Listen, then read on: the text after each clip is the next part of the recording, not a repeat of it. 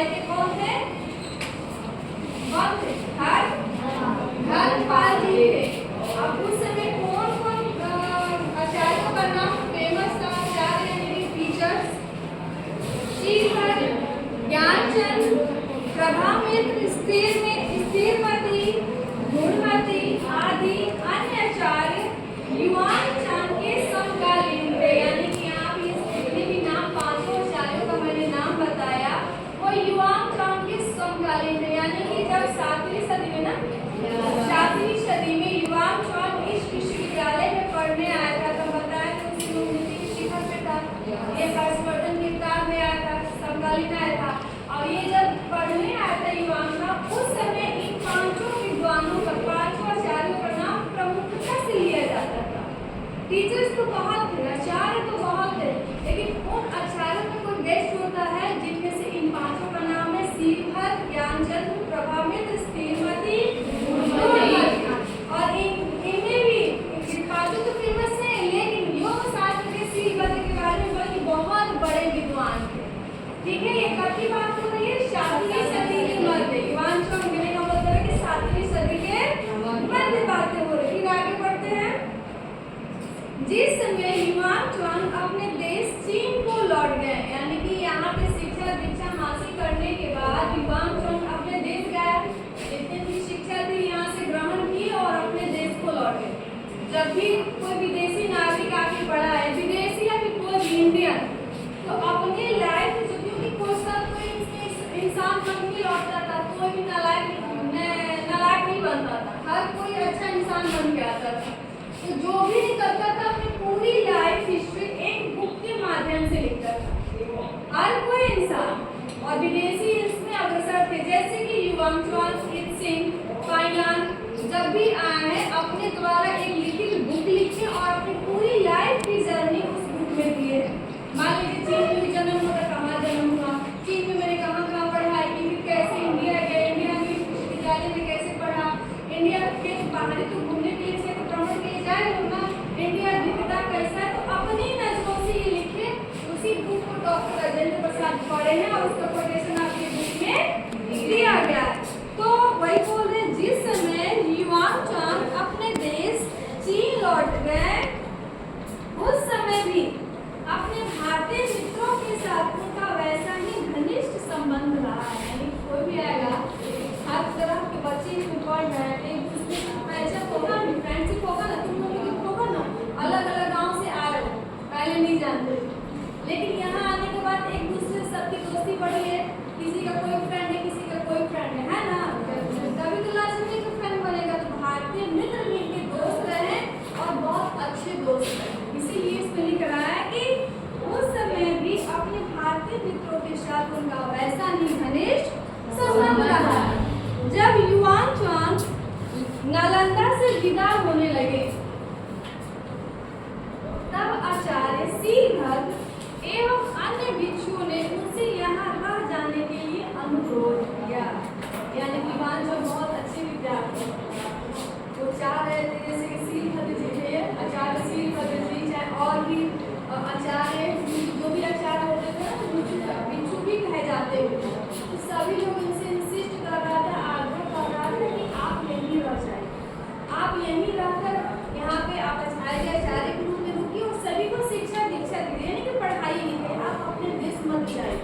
युवान चांद क्या बोल रहे हैं?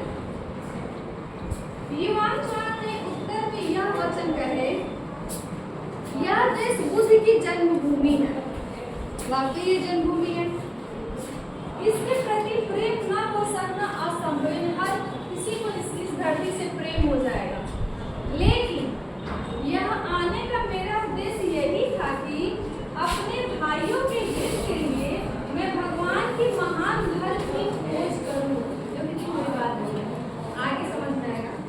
मेरा यहाँ आना बहुत ही लाभप्रद सिद्ध हुआ है, वाकई सिद्ध हुआ, एजुकेशन हासिल किया है इस विश्वविद्यालय से। अब यहाँ से वापस जाकर मेरी इच्छा है कि जो मैंने पढ़ा सुना है उसे दूसरे के हितार्थ बताएं। अपने यहाँ के जो अपने कौम के, अपने देश के जो नागरिक है, जो मेरे सहपाठी हैं चीनी लोग, उनको बताऊं जो मैंने यहाँ से सीखा। हर कोई तो यहाँ पे इस विश्वविद्यालय में गिने चुने लोग इसमें जाएगा, क्योंकि बहुत ही टफ था ये, क्योंकि एंट्रेंस एग्जाम निकालना ही सबसे बहुत कठिन एग्जाम था, हर कोई नहीं निकाल पाता था, गिने चुने लोग जाते थे। मान लो जो गया है तो बाकी जो अनभिज्ञ नहीं रहे, जिसको पढ़ने की इच्छा है तो हम पढ़ के जाएंगे, और जो जो यहाँ पर सीखे हैं वो अपने देश के नागरिकों को बतलाएं, इसलिए बोल रहे हैं कि हमको वहाँ जाने दिया जाए। देखो आगे और क्या बोल रहे हैं।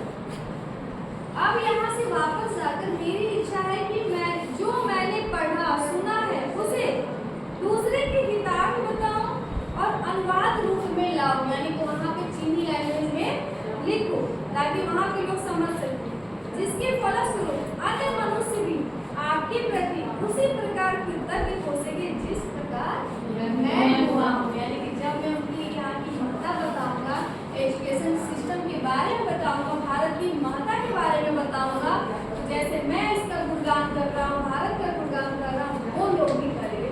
वो लोग तो जानते नहीं, उनको यहाँ आने का मौका नहीं मिला, न जाने बहुत सारे काम हो सकते हैं, शिक्षा हो सकती है, पैसे की प्रॉब्लम हो सकती है, दूर से कैसे आना, हर चीज़ की प्रॉब्लम हो सकती है ना। तो हम यहाँ से शिक्षा दीक्षा ग्रहण किए हैं, तो वही शिक्षा मैं वहाँ पे जाकर दूंगा। इस उत्तर से शीलभद्र को, जो आचार्य शीलभद्र है, योग शास्त्र के प्रकांड विद्वान, को बड़ी प्रसन्नता हुई और उन्होंने कहा यह उदात्त विचार तो बोधिसत्वों जैसे हैं। बुद्ध भगवान के जो मानने वाले लोग होते हैं वो बोधिसत्व, बोधिसत्व का तो बोधिसत्वों जैसे हैं। मेरा हृदय भी तुम्हारी सदाचाओं का समर्थन है, तो मेरा हृदय तुम्हारी महत्वाकांक्षा है सपोर्ट करता है, सहयोग करते जाओ और यहाँ का और फैलाओ, मतलब प्रचार करेगा, पढ़ाओ लिखाओ कि यहाँ भारत कैसा है, भारत की भूमि कैसी है, भारत के लोग कैसे हैं, वहाँ पे नालंदा विश्वविद्यालय कैसा है, वहाँ की शिक्षा दीक्षा कैसे दी जाती है, इसके बारे में तो अपने ज्ञान का जो तुमने ज्ञान लिया है उस ज्ञान का प्रसार करो और बढ़ाओ अपने ज्ञान को। इसीलिए वो बहुत प्रसन्न हो। आचार्य शीलभद्र कौन है? योग शास्त्र के प्रकांड विद्वान। समझ गए? आगे बढ़े। नालंदा के विद्वानों ने विदेशों में जाकर ज्ञान का प्रसार किया। नालंदा में जो पढ़े लिखे जो विद्वान थे, बहुत सारे गिने चुने लोग में थे, खास संख्या में इस लोग में थे, बहुत बड़ा विश्वविद्यालय था, ठीक है। उसमें कुछ विद्वान निकल के इस ज्ञान का प्रचार करने के लिए अन्य देशों में गए, विदेशी जगह गए, जैसे श्रीलंका हो गया, तिब्बत हो गया, है कि अफगानिस्तान हो गया, अलग एशिया महाद्वीप में जितने भी देश, एशिया से बाहर से निकल कर अब एक एक विद्वान को भेजा गया, मतलब प्रसार करने के लिए यहाँ पे किस प्रकार की पढ़ाई लिखाई होती है। तो पहले तो तिब्बत के प्रसिद्ध सम्राट, तिब्बत एक देश है भारत से सटा हुआ, पहले तो तिब्बत के प्रसिद्ध सम्राट स्त्रोंगछांगपो, सम्राट का क्या नाम है? स्त्रोंगछांगपो। ये कब वहाँ के राजा थे? 630 ईस्वी में। ने अपने देश में भारतीय लिपि और ज्ञान का प्रचार करने के लिए अपने यहाँ के विद्वान थोम्बी संभोट को नालंदा भेजा, यानी वो भी अपने यहाँ का प्रसार प्रसार भारतीय लिपि और ज्ञान का प्रसार करने के लिए नालंदा भेजा। एक दूत को यहाँ पे लिखा हुआ, ठीक कैसे किसको भेजा ये याद रखना, बाबू इस चीज को अंडरलाइन करना, मेरा नाम है। तो अपने यहाँ के विद्वान थोम्बी संभोट को नालंदा भेजा, जिसने आचार्य देववृत सिंह के चरणों में बैठकर बौद्ध और ब्राह्मण साहित्य की शिक्षा प्राप्त की। थोम्बी संभोट जब नालंदा विश्वविद्यालय में पढ़ने के लिए भेजा, अपने ज्ञान की ये भी अपने भारतीय लिपि का भी और ज्ञान का प्रसार भी किया, और साथ ही में इस विश्वविद्यालय में पढ़ने के लिए और किस आचार्य से पढ़ा है? आचार्य देववृत सिंह के चरणों में बैठकर बौद्ध और ब्राह्मण साहित्य की शिक्षा प्राप्त की। कहाँ का विद्वान? तिब्बत का। आगे इसके बाद 8वीं सदी में नालंदा के सम्राट नालंदा के कुलपति आचार्य, यानी कि उस 8वीं सदी में, 8वीं सदी में तो चेंज होंगे ना, एक इंसान को हमेशा के लिए नहीं रह सकता, जो जन्म लिया हो तो उसकी मृत्यु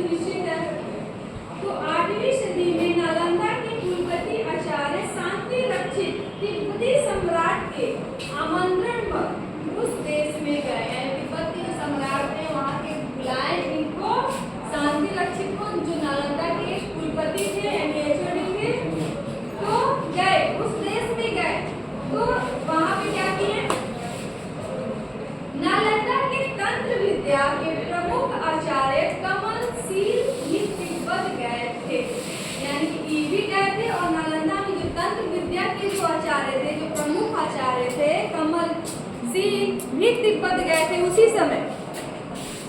नालंदा के विद्वानों ने तिब्बती भाषा सीखकर बौद्ध ग्रंथों और संस्कृत साहित्य का तिब्बती में अनुवाद किया। जब भी भाषा अलग है, मानो किसी को जो शिक्षा दीक्षा देंगे तो सबसे पहले उसकी लैंग्वेज को सीखेंगे, तब अपनी लैंग्वेज को देखेंगे कैसे कन्वर्ट करके अनुवाद करके देंगे, ताकि हमारे यहाँ की जो ज्ञान की साधना है, प्रसार करना है, पढ़ाना लिखा है, वो लोग मेरी भाषा में पढ़ेगा तब अपनी भाषा में हमारे साहित्य को पढ़ेगा। तो सेम चीज की ये दोनों जो कुलपति और तंत्र विद्या के जो आचार्य दोनों लोग हैं, तो सबसे पहले तिब्बती का जो लैंग्वेज होता है, भाषा, तो उसको सीखा, फिर अपने देश के साहित्य को अनुवाद किया तिब्बती लैंग्वेज में, ताकि वहाँ के लोग उसको इजी वे में अपनी भाषा में पढ़ सके। तो नालंदा के विद्वानों ने तिब्बती भाषा सीखकर बौद्ध ग्रंथों और संस्कृत साहित्य का तिब्बती में अनुवाद किया, ताकि वो लोग पढ़ सके। इस प्रकार उन्होंने तिब्बत देश को एक साहित्य प्रदान किया, यानी इस प्रकार उन्होंने साहित्य प्रदान किया, गणित प्रदान किया, नहीं जी, ठीक। और फिर सनय का मीनिंग होता है धीरे धीरे, ठीक है। एक ही बार हम मान लो बुक पब्लिश कर दिए, लिख दिए, तो एक ही बार थोड़े हाईलाइट हो जाएगा, धीरे धीरे करके लोग पढ़ेगा, पढ़ेगा, जानेगा, समझेगा। तो वैसे ही लिखा है सनय वहाँ के, यानी कि धीरे धीरे वहाँ के निवासियों को बौद्ध धर्म में दीक्षित किया, यानी दीक्षा भी, बौद्ध धर्म के बारे में जानकारी उन लोगों को प्राप्त हुई। नालंदा के आचार्य शांति रक्षित ने, तो शांति रक्षित किस सदी के नालंदा के कुलपति थे जी? 8वीं सदी के, दिमाग यानी रखो, 8वीं सदी में नालंदा के कुलपति आचार्य का क्या नाम है? शांति रक्षित। नाम यही रखो, अभी बोले, अभी दिमाग से निकल गया, क्या जाएगा सब बढ़िया से। शांति रक्षित ने सबसे पहले 749 ईस्वी में तिब्बत में बौद्ध विहार की स्थापना की। तिब्बत में जाकर बौद्ध विहार, जैसे कि इसलिए कोई जैसे कि तुम बुद्ध भगवान से रिलेटेड जगहों पे जाओगे घूमने के लिए, तो अलग अलग देश का एक यहाँ पे छोटा सा मोटिया टाइप का घर बना होगा, उसमें लिखेगा ये तिब्बत है, ये चीन है, ये यहाँ का है, वो थाईलैंड का है, एक से सबके आगे हेड में लिखा होगा। जैसे तुम अदना से चले जाओ यहाँ पे कुशीनगर, बोध गया, तब तुम लोग वहाँ मिले। क्यों कि अगर उनके देश के नागरिक बौद्ध भगवान का यहाँ पे विजिटिंग करने आ रहे हैं, घूमने आ रहे हैं, तीर्थ यात्रा करने आ रहे हैं, वहाँ के लोगों को वहाँ जो देश का जो घर बना है उसमें वो लोग विश्राम कर सके, रह सके, ठहर सके, एज ए होटल मान, ठीक है। यानी क्या बोलते हैं, आरामालय को जहाँ पे हम लोग धर्म करते हैं, वो धर्मशाला हमारे लैंग्वेज में, वैसे वो धर्मशाला, लेकिन अलग अलग देश का नाम लिखा होता है। ठीक वैसे ही नालंदा के आचार्य तिब्बत में जाकर इंडियन एक धर्मशाला का आयोजन किया, जिसमें सिर्फ और सिर्फ बुद्ध भगवान के मानने वाले लोग वहाँ पे ठहर सकते हैं, रुक सकते हैं, वहाँ पे साधना कर सकते हैं। वही लिखे हैं कि नालंदा के आचार्य शांति रक्षित ने ही सबसे पहले 749 ईस्वी में तिब्बत में बौद्ध विहार की स्थापना की थी, यानी शांति रक्षित कब आए थे? 8वीं सदी में। फिर आगे इन विद्वानों में आचार्य पद्म संभव जो कि 749 ईस्वी और दीप शंकर श्री ज्ञान अतीश 980 ईस्वी आई क्या है? उल्लेखनीय, इनका वीडियो भी आगे धीरे धीरे फेमस हुआ, बनवाया, सही यहाँ तक तो दिक्कत नहीं ना है, आगे बढ़े। साहित्य और धर्म की अतिरिक्त नालंदा कला का भी एक प्रसिद्ध केंद्र था। दोनों चीज हम पढ़ लिए, साहित्य की भी नॉलेज होती है और धर्म की भी, लेकिन इसकी अतिरिक्त जब मैंने पहले ही बताया था कला के बारे में, आर्ट एंड क्राफ्ट